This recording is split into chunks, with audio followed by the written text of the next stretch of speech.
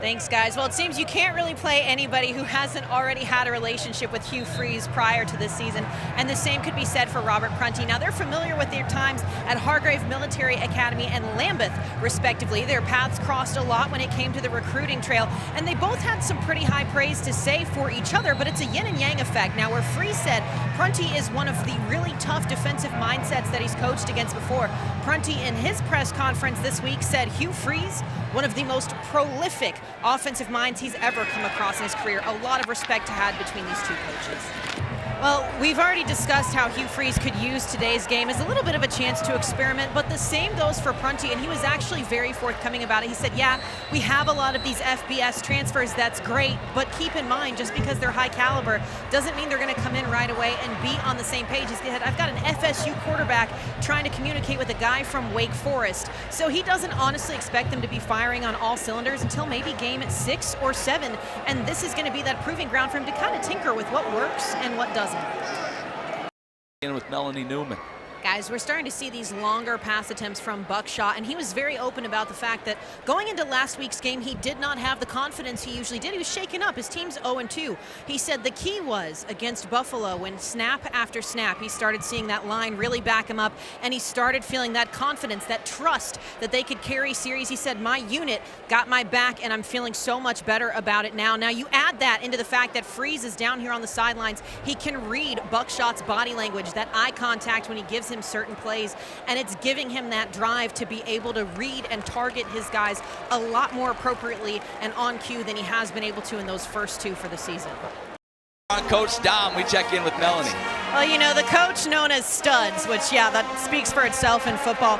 You expect head coaches to talk to their staff that calls the plays, but Freeze actually said he talks throughout the game with studs to see how the players' bodies are responding to every single play and what that means for them as in terms of how they can finish every quarter. If they kind of limp in, if that's acceptable, or if that's just an excuse. He said, we're getting in these games and getting too many guys banged up, and we're trying to find answers for it. You can imagine that Hampton's kind of dealing with that same issue right now, and Prunty trying to find answers for his. Coach, a unique situation today. You're familiar with both Prunty and Francois. What have you been kind of analyzing so far a couple of years later?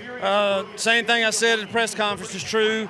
Prunty's always got a defensive line that's disruptive, penetrators, causes some problems, and Francois can spin the football. Both are true. We've played sloppy. 2 touchdowns called back on special teams, penalties, and haven't protected extremely well. And just think it looks like we're just kind of playing lethargic.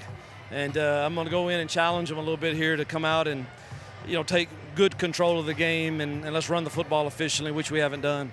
Buckshot's been very open about the fact that he's feeling more confident after last week, knowing that he's protected, he's getting some longer passes, and he's a little more accurate this evening. Where do you go with him from here? Well, same thing. We just keep working. He should have completed 2 or 3 more balls if his mechanics were just better. And Kent's done a good job of working with him on that, but we just got to stay on him to continue to improve that. But, he's thrown some good ones, but he missed a few too. All right, well, we'll see if they can clean it up, Coach. Best of luck. Thank you. Coach, despite what the score has right now, still able to really limit Liberty as far as their run game is concerned. What are you looking at, analyzing the most? You even said yourself you're still waiting for game 6 or 7 for this team to really understand itself 100%. Yeah, I was happy with the way we stopped the run, but I knew number 11, he's a good player. He's an NFL guy, and he's picking our secondary apart. And, hey, the quarterback, Buckshot, throwing the ball well, too, so you got to give Liberty credit. But I'm happy with the way we're stopping the run, but I'm not very happy with our special teams. I knew we had to get everything right to stay in it, but when special teams broke down, it became a problem for us. Well, on the flip side here, it was your first experience coaching at Soldier Field. This isn't as big, but it might be emotionally for you, a homecoming of sorts. To have those hundreds of fans behind you that have grown up with you just 30 miles down the road, what does that mean to be here tonight? Well, I'm always glad. I'm always glad when you see people back home and the fans that I come up with. But at the end of the day, I want to win this football game. All right, well, we will see if you guys can make those changes, start getting the gears clicking. It's certainly been an interesting one, Coach. Thank you.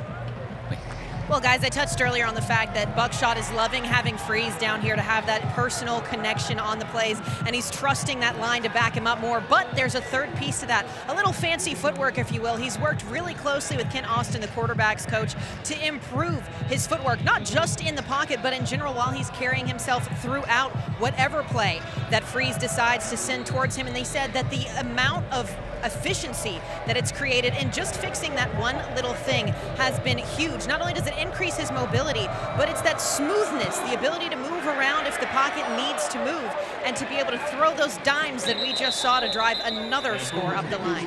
Well, we got to talk about my buddy Dominic Stadzinski earlier down here on the sidelines. The fact that he's not a traditional coach, but still an integral part of this coaching family. You can't forget another one, and that's Jill Freeze, the wife of Coach Hugh Freeze. Now, the players surprised him after last week's win and gave him the game ball for finally being able to coach down on the field and just giving so much to this program. Well, he took the game ball. He said, I'm going to go home, and this goes to my wife, Jill. She has been dressing me. She has been bathing me. She has been taking care of everything along the way. Jill has been so gracious in the times that we've spoken to her as well about the sacrifices that it takes to be a coach's wife, but to help a coach who is not 100%, and she certainly is deserving of that game ball. She's been in the stands all evening watching her husband do what he does best. Well, there's a reason that Prunty's recruitment process has been so successful, because he wants personal relationships with each of his players. He said, they come here because they know I'm personally invested. I want the best for them. Best example, redshirt freshman running back Darren Butts, who's currently serving as a student coach on the sidelines because he's hurt. He lost his mother before his senior year of high school. So what did Prunty do? He didn't just say, hey, I'm here for you and I'm sorry for your loss. He drove to a McDonald's in Suffolk, Virginia twice a week in order to take care of him, check in on him, and see how he was doing at the loss of such an important person in his life. And that is what flipped him from Norfolk State, Hampton's rival, to wearing the Hampton Reflex blue.